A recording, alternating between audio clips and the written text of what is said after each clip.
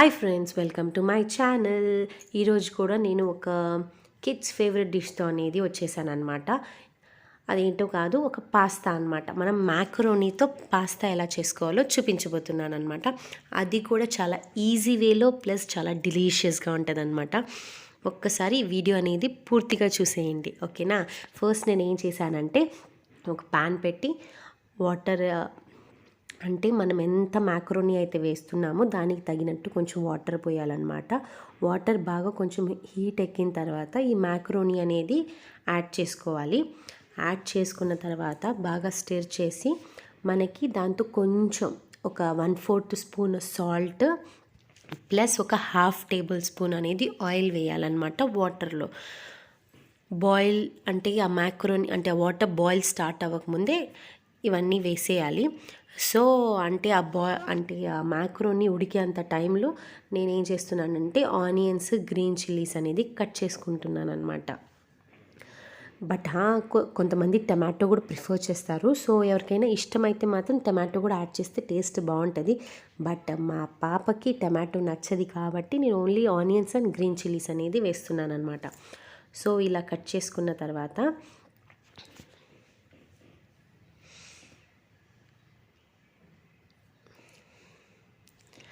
మళ్ళీ మధ్యలో నేను చెక్ చేసుకుంటున్నాను అనమాట వెదర్ ఆ మ్యాక్రోనీ అనేది బాగా ఉడికిందా లేదా అని. సో ఇక్కడ చూస్తే బాగా ఉడికిపోయింది. సో ఉడికిన మ్యాక్రోనీలో మళ్ళీ ఏం చేశానంటే ఒక స్ట్రెయినర్ తీసుకొని దాంతో మొత్తం స్ట్రెయిన్ చేసేసాను అనమాట. చాలా హాట్గా ఉంటుంది కాబట్టి స్ట్రెయిన్ చేసిన వెంటనే ఏం చేయాలంటే ఒక గ్లాస్ అనేది నార్మల్ వాటర్ అనేది దానిపైన వేసిన తర్వాత 1 టేబుల్ స్పూన్ ఆఫ్ ఆయిల్ అనేది యాడ్ చేయాలంట. యాడ్ చేసి ఎందుకంటే యాడ్ చేస్తే ఏమవుతుందంటే అవి అతుక్కోకుండా ఉంటాయన్నమాట. ఈవెన్ ఏ Chinese dish, even macaroni pasta కానీ నూడిల్స్ కానీ చేస్తే మాత్రం వెంటనే రూమ్ టెంపరేచర్ వాటర్ అనేది యాడ్ చేసి 1 టేబుల్ స్పూన్ ఆఫ్ ఆయిల్ అనేది యాడ్ చేసుకోవాలన్నమాట. దానికి మళ్ళీ మిక్స్ చేసుకున్న తర్వాత మళ్ళీ అదే ప్యాన్ తీసుకొని దాంతో కొంచెం ఆయిల్ వేసుకొని కొంచెం ఆవాలు, కొంచెం జీలకర్ర అనేది వేసుకున్నాను అనమాట. వేసుకున్న తర్వాత కొంతమందికి ఇష్టమైతే మీరు కావాలంటే ఈవెన్ జింజర్ అనేది కూడా యాడ్ చేసుకోవచ్చు సన్నగా చాప్ చేసుకొని. బట్ నేనైతే వేయట్లేదు. ఓన్లీ గ్రీన్ చిల్లీ యాడ్ చేసుకున్న తర్వాత గ్రీన్ చిల్లీ కూడా ఫస్ట్ యాడ్ చేసిన తర్వాత గ్రీన్ చిల్లీ కొంచెం చిటిపిటలాడిన తర్వాత నేను ఏం చేశానంటే ఆనియన్ కూడా వేసేసాను. ఆనియన్ ఇంకా కర్రీ లీవ్స్ వేసి బాగా వేగనివ్వకూడదు. కొంచెం లైట్గా ఆనియన్ వేగితే సరిపోతుంది దీనికి. మరీ వేగినా కూడా టేస్ట్ అనేది బాగుండదు. సో లైట్గా మళ్ళీ ఇంకొంచెం మనకి సరిపడా అంటే ఒక 1/2 స్పూన్ అంత సాల్ట్ అనేది యాడ్ చేసుకోవాలి. ఎందుకంటే మనం మళ్ళీ ఈ సాసెస్ అన్నీ యాడ్ చేస్తాం. ఈ సాస్లో కూడా ఆల్రెడీ సాల్ట్ అనేది ఉంటుంది కాబట్టి కొంచెం సాల్ట్ తక్కువ వేసుకుంటేనే బెటర్. సో మళ్ళీ నేను ఏం చేశానంటే 1 స్పూన్ వరకు రెడ్ చిల్లీ సాస్ అనేది వేసుకున్నాను. రెడ్ చిల్లీ సాస్ వేసుకున్న తర్వాత ఒక 1/2 స్పూన్ అంతా వెనిగర్ అనేది సోయా సాస్ అనేది యాడ్ చేశాను అనమాట. సోయా సాస్ యాడ్ చేసిన తర్వాత మళ్ళీ మనకి ఒక సాస్ అంటే టమాటో సాస్ వేయకుండా నేను ఏం చేస్తున్నానంటే ఇది ఒక పిజ్జా అండ్ పాస్తా సాస్ అనేది మనకి దొరుకుతుంది అనమాట. దీంతో అంటే హర్బ్స్ అన్ని సాసెస్ అనేది మిక్స్ ఉంటుంది. సో ఇది కూడా ఒక 1 స్పూన్ అంతవరకు దాంతో యాడ్ చేసిన తర్వాత బాగా కలిపేసి ఆల్రెడీ అంటే ఉడకపెట్టుకున్న మ్యాక్రోనీ కూడా నేను దీంతో వేసేసి బాగా కలిపేసాను అనమాట.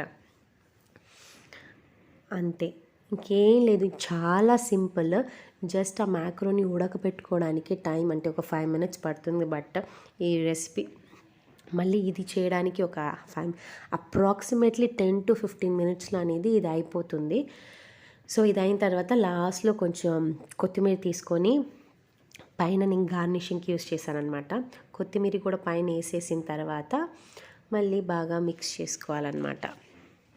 అంతే, ఒక సిమ్లో ఒక 2 to 3 మినిట్స్ పెడితే సరిపోతుంది. ఒక 2 to 3 మినిట్స్ సిమ్లో ఉన్న తర్వాత మనము స్టవ్ ఆఫ్ చేస్తే అయిపోయింది. ఇది అనమాట లాస్ట్ మన ఫైనల్ పాస్తా. యాక్చువల్లీ మా కూతురికి బాగా ఇష్టమని ఈరోజు తను లంచ్లో పాస్తా అనేది తీసుకొని పోయిందనమాట. 1 వీక్ నుంచి అడుగుతుంది, అమ్మ నాకు పాస్తా అని. సో ఈరోజు తనకి నేను పాస్తా చేసి పంపించాను.